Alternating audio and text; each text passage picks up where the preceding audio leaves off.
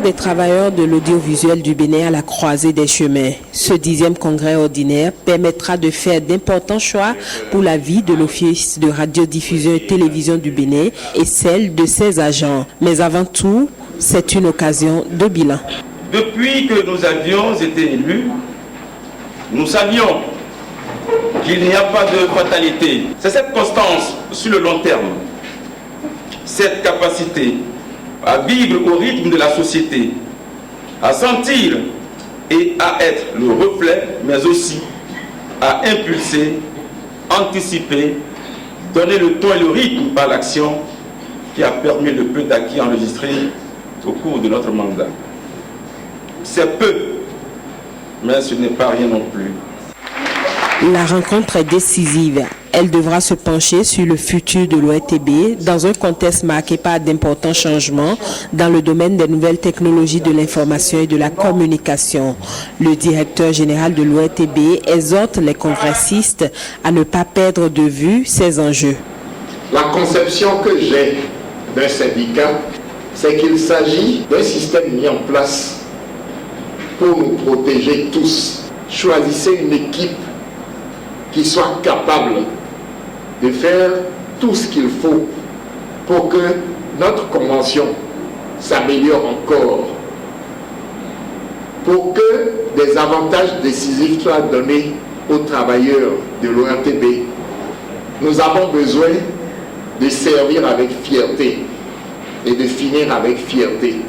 Ces propos seront appuyés par le secrétaire général de la Centrale des syndicats autonomes du Bénin, à laquelle est affilié le Centrab. Je compte sur vos expériences et compétences avérées parce que dans tous les compartiments de la profession, vous avez indéniablement la main et le savoir-faire.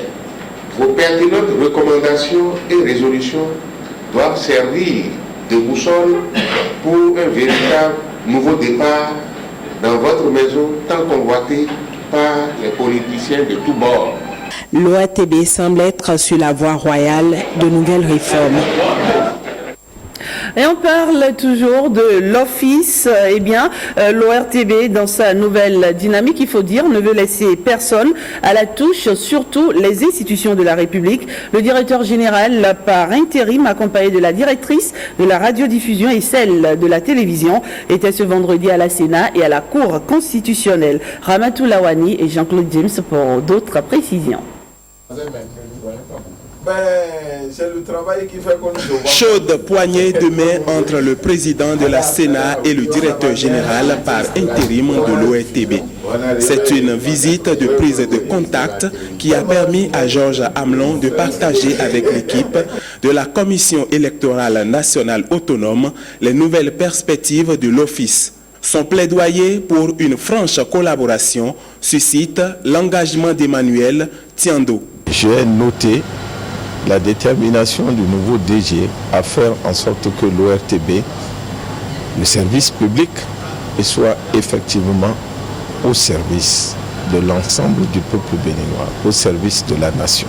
Il a également fait part à la Sénat de sa disponibilité à collaborer avec nous.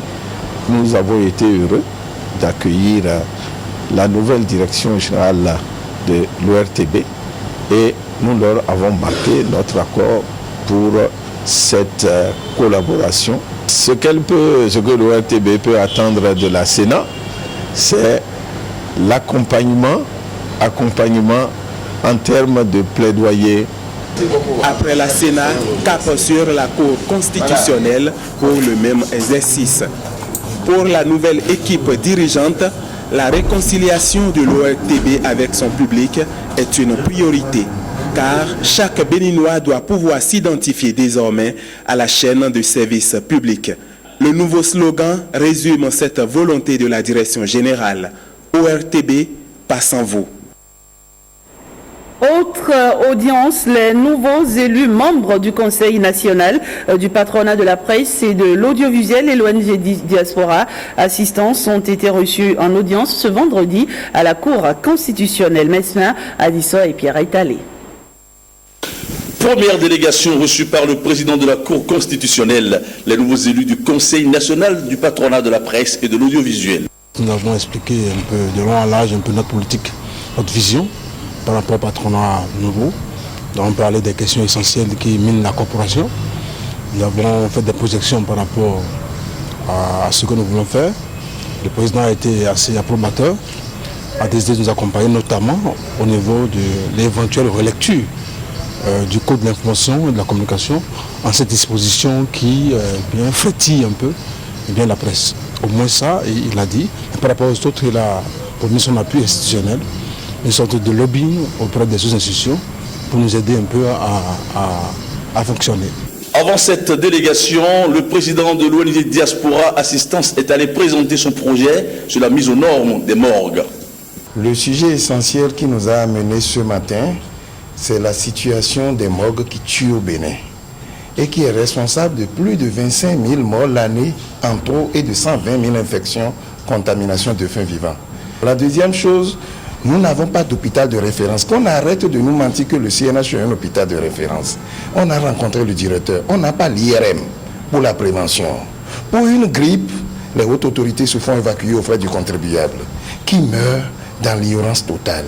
Et la troisième chose qu'on lui a dit, c'est que j'ai demandé au niveau de COSLEPI, comment vous arrivez à retirer les morts du fichier électoral? Est-ce qu'il y a un système de radiation systématique des morts? Il n'y a aucun système. Aujourd'hui, on se retrouve avec près de 400 000 morts sur la LEPI et que des fois, d'autres votent par procuration. Ça, tout le monde se tait. C'est des choses qu'il faut commencer à dénoncer. Et dans la suite de cette édition, on retient que l'Assemblée générale de l'Association internationale des conseils économiques et sociaux et institutions similaires a pris fin ce vendredi. En attendant de vous faire suivre les grandes résolutions et recommandations, nous vous proposons ici de suivre le point du contenu des échanges entre les participants. C'est un reportage signé d'Arida Silva. Au troisième jour des travaux de l'Assemblée générale de l'Association internationale des conseils économiques et sociaux et institutions similaires, les participants se sont succédés pour partager leur expérience sur le fonctionnement au quotidien de leurs institutions respectives. La situation sociale a eu dans mon pays un recul considérable les 5 dernières années. Notre conseil économique et social a souffert également de cette situation, étant donné que nos membres, ce sont les membres vivants de la société grecque, les employeurs, mais également les syndicats et la société civile. C'est un appareil qui est constant et continu et davantage important dans des situations de crise. Cette dissociation des forces, il faut pouvoir les équilibrer. Et c'est pour ça que nous sommes là. C'est pour ça que nous sommes là, pour émettre des recommandations aux dirigeants pour qu'ils puissent revoir la manière de diriger.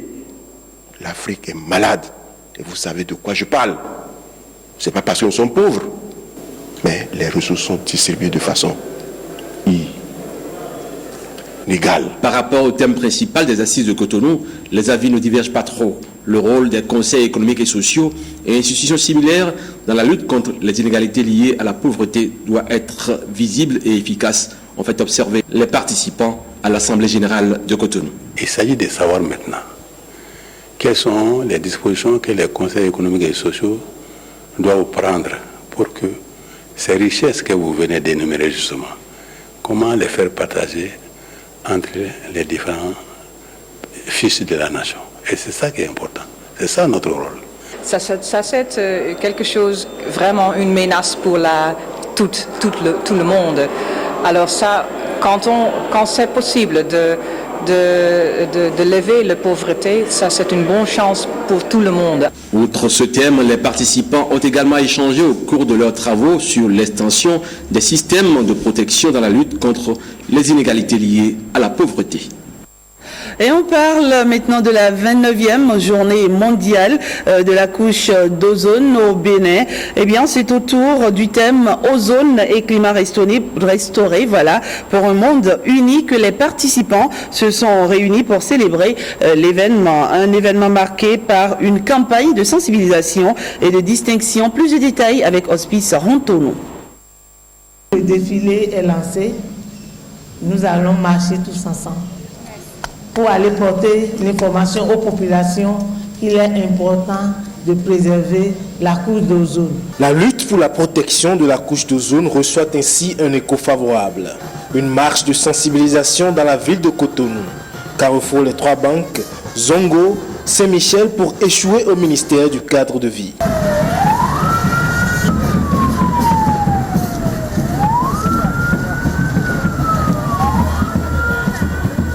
Pour encourager l'abandon progressif de l'utilisation de substances qui appauvrissent la couche d'ozone, des initiatives ont été prises par le ministère du cadre de vie. Parmi elles, la distinction des meilleurs élèves au CAP 2016, filière froid et climatisation.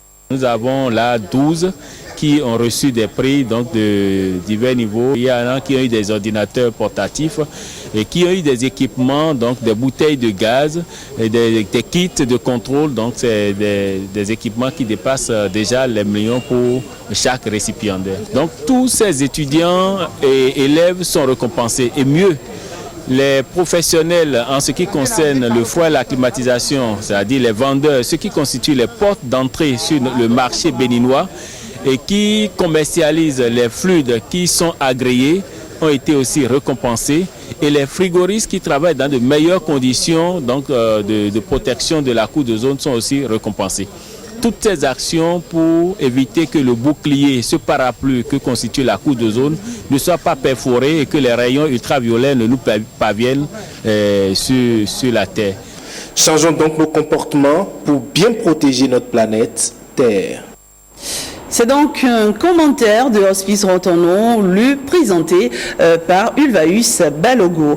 Et je l'annonçais dans les titres, sur invitation de l'ONG Initiative pour l'éducation et le contrôle du tabagisme, hommes des médias et membres de la société civile se sont retrouvés ce vendredi 16 septembre à Calavi.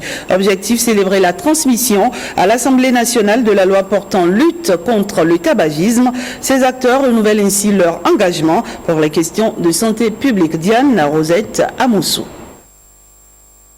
Une victoire. Après 4 ans de combats ardus, les membres de la plateforme Halt Tabagisme du Bénin se réjouissent de la transmission à l'Assemblée nationale du projet de loi portant sur la lutte contre le tabagisme. Ce projet de loi a été adopté en juillet 2012 par le Conseil des ministres. Et depuis lors, le décret de transmission élaboré, ce dossier n'a pas été transmis au Parlement. Ce qui nous réjouit aujourd'hui est que le gouvernement a écouté notre cri de cœur en envoyant ce projet au Parlement. Fidèles compagnons de lutte, les journalistes ont joué un rôle majeur dans ce processus. Une bataille de gagner, mais la guerre continue. Ces acteurs de la lutte contre le tabagisme sont conscients des nouveaux défis qui sont les leurs. Vous allez avec nous exhorter nos honorables députés à vite étudier cette loi-là, à en faire une préoccupation majeure et l'étudier et la voter en l'état pour que tous les éléments constitutifs de cette loi-là restent. Une fois que nous aurions encore franchi cette étape-là, nous allons vous faire encore appel pour demander à son Excellence, Monsieur Patrice Talon, de bien vouloir rapidement promulguer cette loi-là. Plus déterminés que jamais, journalistes et membres de la société civile se donnent la main pour dire halte au tabagisme. Et on parle d'excellence dans le monde de la justice. De nombreux avocats ont été distingués ce jeudi par la grande chancellerie du Bénin. C'était au Champ d'Oiseaux de Cotonou, Darida Silva et Ulvaeus Balogo pour le reportage. C'est la création du Centre international de formation des avocats francophones CIFAF qui leur a valu cette distinction. Ce centre, qui au départ ne recevait que les avocats venus de l'Afrique de l'Ouest, s'étend aujourd'hui à toute l'Afrique francophone. Ils sont au total 18 avocats, dont 8 béninois. Vos compétences respectives et vos qualités font de vous des commis exceptionnels, très appréciés. Vous avez manifesté une disponibilité totale à jouer votre partition dans la société. votre dévouement à la cause des personnes morales et ou physiques, ainsi que vos performances professionnelles, sont autant de motifs qui sous-tendent la décision du président de la République de vous témoigner la reconnaissance nationale en vous nommant à titre exceptionnel dans l'ordre national du Bénin. Le barreau du Bénin est heureux de recevoir cette 15e session de formation du CIFAF. Je crois qu'à l'avenir, ne seront pas seulement primés les géniteurs ou ceux qui ont contribué, ceux qui ont animé le CIFAF, mais les lauréats de nos concours. Le directeur du centre revient sur l'importance de la formation des avocats. Vous ne pouvez pas rester sur les acquis. Vous êtes obligé, compte tenu de l'évolution du droit, de sortir et puis de vous former. Une formation est devenue indispensable et incontournable aujourd'hui pour nous, les avocats. Comme vous le savez, le droit évolue. Et il faudrait aussi que nous soyons compétents et que nous puissions répondre au fur et à mesure à l'évolution du monde. Nous avions introduit des matières comme le contentieux du droit douanier. Voyez-vous, le contentieux de la santé, la protection du consommateur. Donc c'est des matières importantes qui nous concernent tous. La clôture de la 15e session de formation des avocats au CIFAF coïncide avec l'anniversaire du dit centre. Une note de culture, à présent, les artistes jouent leur partition dans l'intégration des peuples africains. C'est à travers la 11e édition du Festival des stars de l'intégration des cultures africaines, SICA. La cérémonie d'ouverture de ce festival a eu lieu ce vendredi à la place du Souvenir à Cotonou. Plus de détails avec Yves Agodopessi et Dieudonné Abimbola. Plus de 20 pays africains prennent part à cette édition des stars de l'intégration culturelle africaine. Il y a le Congo qui a été le premier pays à fouler le sol. Le Congo-Brazzaville évidemment. Il y a le Togo qui est là. Nous avons actuellement 10 pays sur les 21 pays déjà au Bénin. La vocation de ce festival, c'est de valoriser la musique moderne d'inspiration traditionnelle.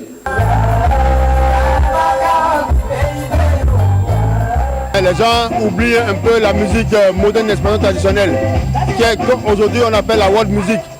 Et pourtant, c'est la mère de la musique. Parce que nous exploitons l'héritage énorme que nous ont laissé nos ancêtres. Au-delà d'une compétition, cette fête culturelle se veut un rendez-vous de brassage et d'intégration entre les peuples africains. L'avènement du festival SICA doit nous rappeler à tous l'urgence de ne pas perdre de vue le sujet très important et épineux de la Fédération des peuples d'Afrique. Donc, la nécessité de l'intégration. Cette 11e édition prendra fin dimanche avec à la clé la remise des trophées aux nominés. Et c'est fini pour ce 13h. Je vous remercie de l'avoir suivi. Ne partez surtout pas, les programmes se poursuivent sur la télévision nationale. Passez un excellent après-midi et à très vite.